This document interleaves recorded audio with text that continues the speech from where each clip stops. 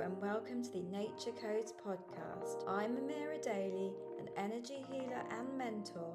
I deliver inspirational tips and shares on how to welcome nature into your life to inspire transformation. I will share with you guidance, tips, and interviews to nurture that special bond between you, the universe, and nature.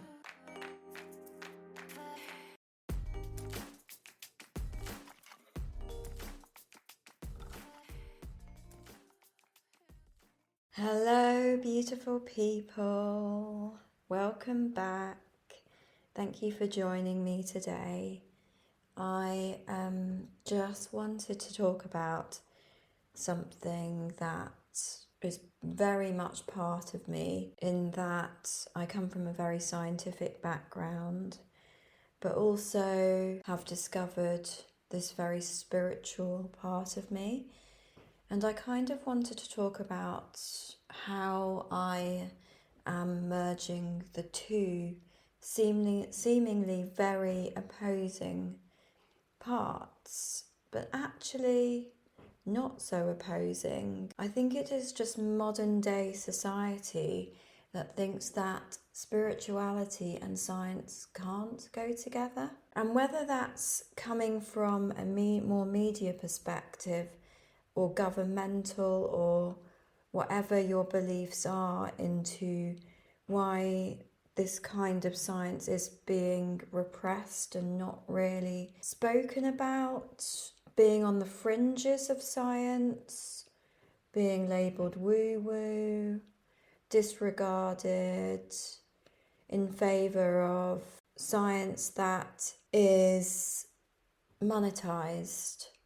So anything in the pharmaceutical industry, essentially science is funded by corporate companies. So we have, when I was working in science, the science that was getting funded was mainly from pharmaceutical companies. So they put all the money into much of the science that we're seeing. And so unfortunately, there isn't much funding in studying the spirituality aspects and what we're now learning and understanding about the universe. I feel like that is so deeply saddening that the power within us is not being studied, and the power of the earth and the power of the universe is just not prioritized. This is something that I really feel deeply about.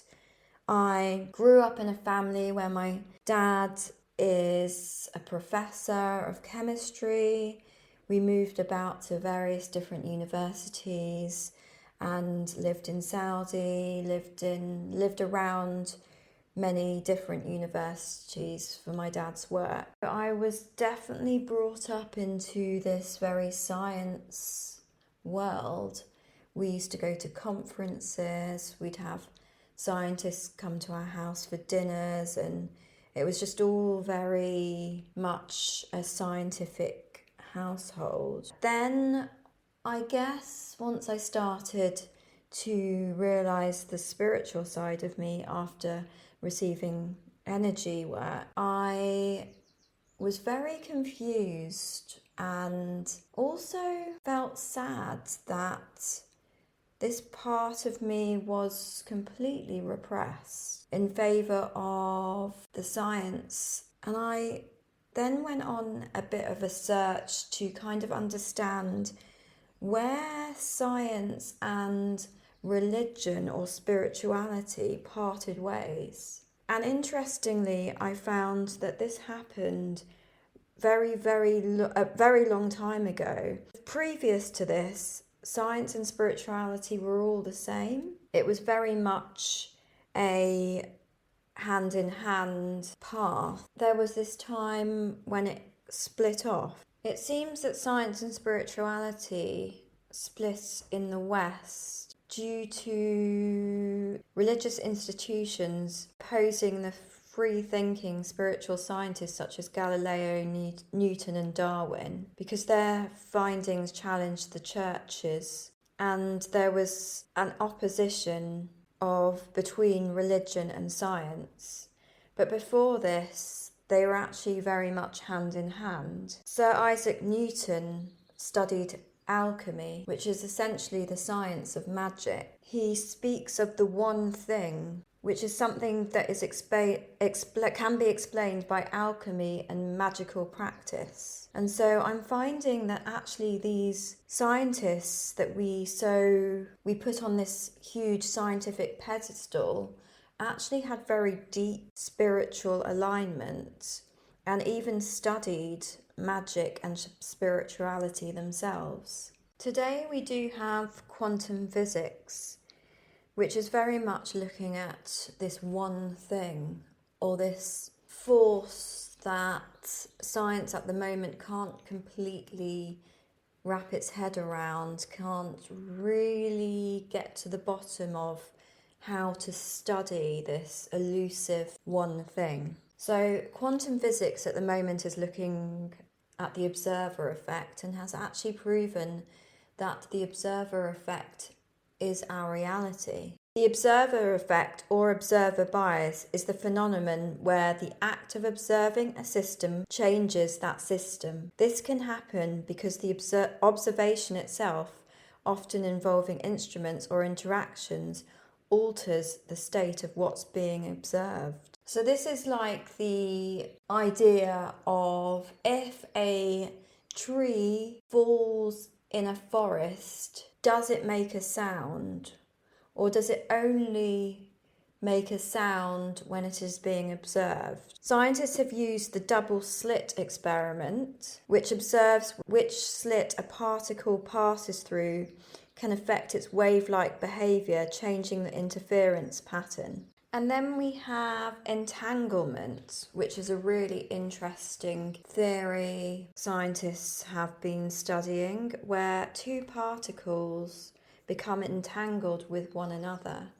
And then if you move one particle to a completely different place, in fact, you could move it theoretically to the other side of the universe, what you do to the other particle affects what's happening to the particle on the other side of the universe. So they are no longer physically close, but they are still perceiving things that are happening to one is happening to another. Almost like the phenomenon of twins and their intuitive abilities. In fact, Einstein termed this spooky action at a distance, which really sums up the theory and makes it just shows just how amazing this is and how back in Einstein's time they knew about this. We're still not fully clear on how this occurs. It's like the two particles are intertwined in some way, and they're not operating as separate entities, but they're part of a very interconnected system, which is how we believe psychic behavior does and intuition does occur, is that we are all interconnected. We are all attached to each other on some level. We're even attached to trees or to grass or to birds. We're attached to everything in the universe. And so something that happens to one of us is in reality also happening to ourselves. And so we have this knowledge within ourselves because we are all connected and all connected to the universe. Actually, we are all the knowledge that we need, and we can tap into that knowledge whenever we like. It is just learning how to do that and how to bring this knowledge into our reality. There is this thought system that we are all connected by energetic cords, and this is the basis of energy work. When we can work with our energy fields and understand that we are all connected through our energy fields. This is very interesting when you combine it with the scientific fact. We are only seeing less than 1% of the reality in front of us. 99% of what is actually there cannot be seen by ourselves. So you can imagine that what is this 99% that we are not seeing in our reality? Are we attached to one another through energetic cords? It's also interesting to understand that everyone is different. So that 1% of things that we can see actually might be a bit bigger for some other people. So those people that are gifted with certain intuitive abilities are tapping into that 99% that other people can't see. We all can tap into that 99% by using our intuition and our understanding, and educating ourselves on this science will then allow our brains to compute more of this unseen world. Because our brains are filters, they are filtering out things that we don't yet understand because we can't possibly compute that within our system. So the more we understand about this unseen world, the more our brain's filters will come slowly down, and we'll be able to actually tap into that 99% that we can't see. Just by understanding that there are things out there that we don't know, or a lot of us can't see, you are actually opening up your system to be able to see it, to be able to see into that.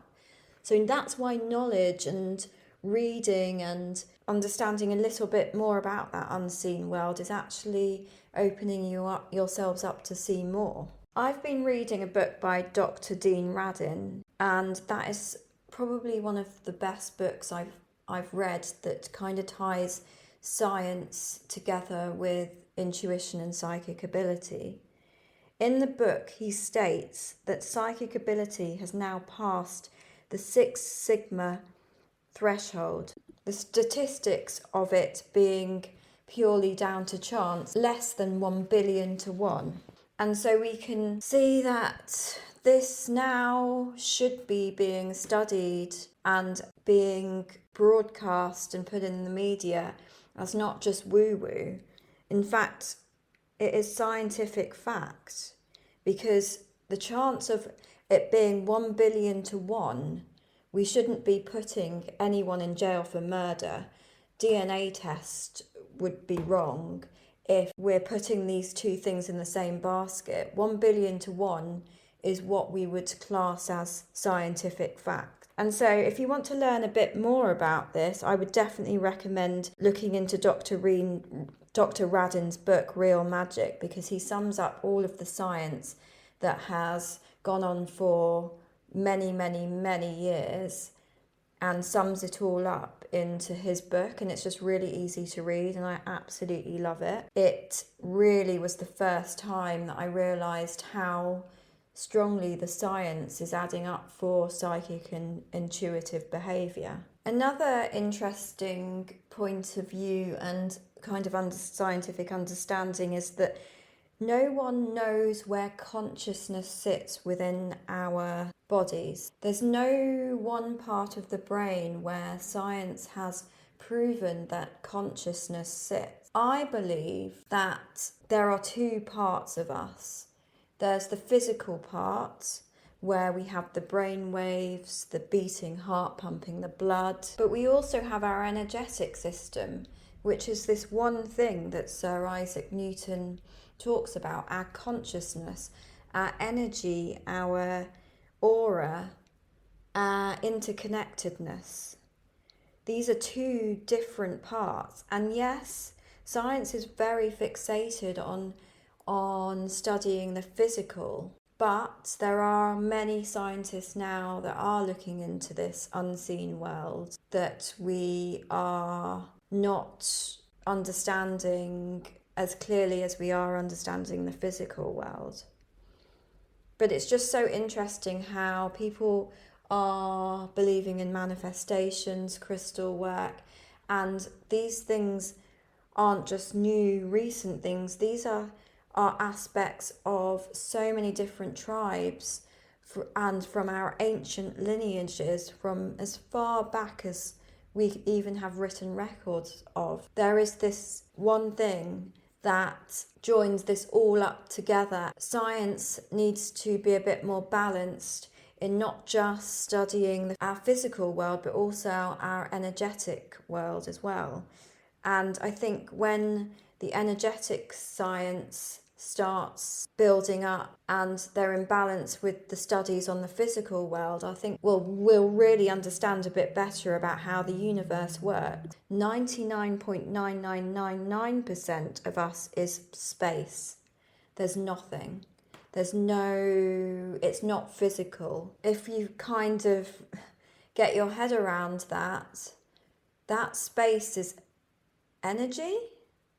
So are we focusing too much on our physical selves and not enough into that energetic system that most of our body is made up of? I do agree that it's very hard to study this because it's very dependent on the person. It's also very much influenced in the other person's perception of it. So it's a very hard realm to study because essentially, from what I've learned, if a person is not open to the reality of energy or psychic ability or intuition, they essentially block that from their reality. And so when we're studying this kind of thing, you actually need to use people who are tapped into that.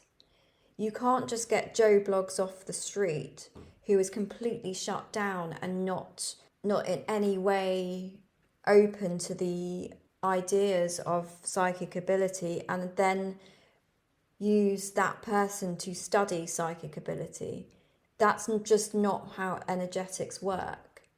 And so a lot of these studies are being shut down because they're not using a random selection of people. They're honing in on those people who are healers, energy workers, who have a real innate sense of energy. And the issue here is, are you affecting the study with a bias by only using people that are energy workers, healers? You're selecting your tests, I guess, test subjects. But if you think about it energetically, if you are studying energy and psychic ability and intuition, you're not going to prove it through selecting random people who are completely blocked off to psychic and intuitive capabilities.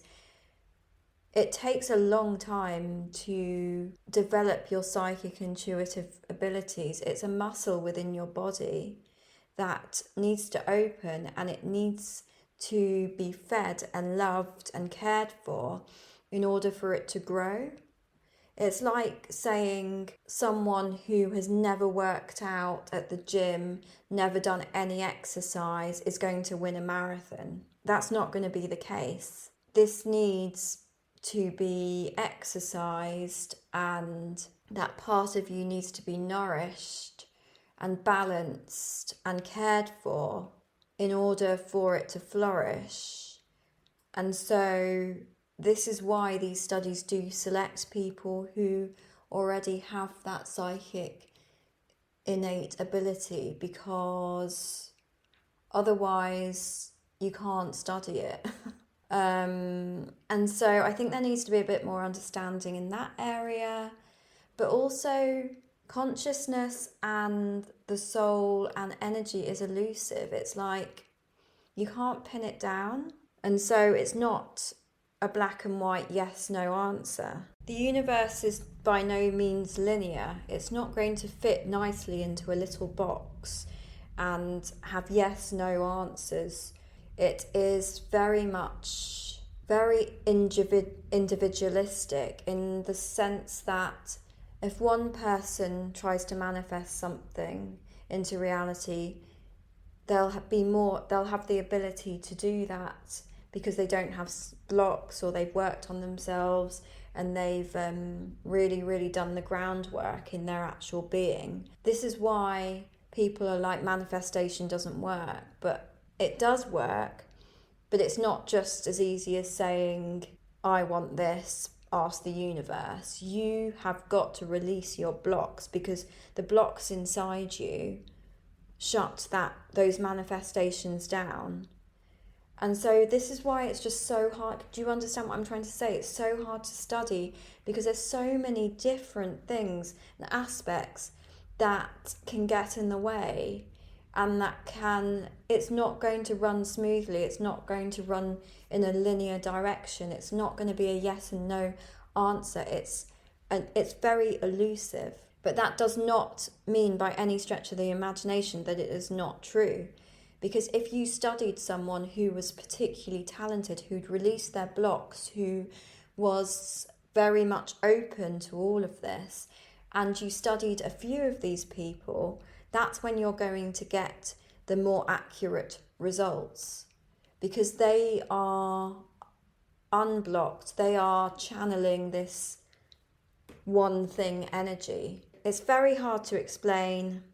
It's a very nuanced subject, but I really hope that I've kind of made you think a little bit more about the emergence of science and spirituality and how they can go hand in hand, and they are going hand in hand, and that it will change our natural world, our evolution, if we put a bit more emphasis on studying it and understand it that little bit more, and not just put it in a box and just say it's just for people that are a bit woo-woo and hippie. It's so much more than that. It's so much more than that.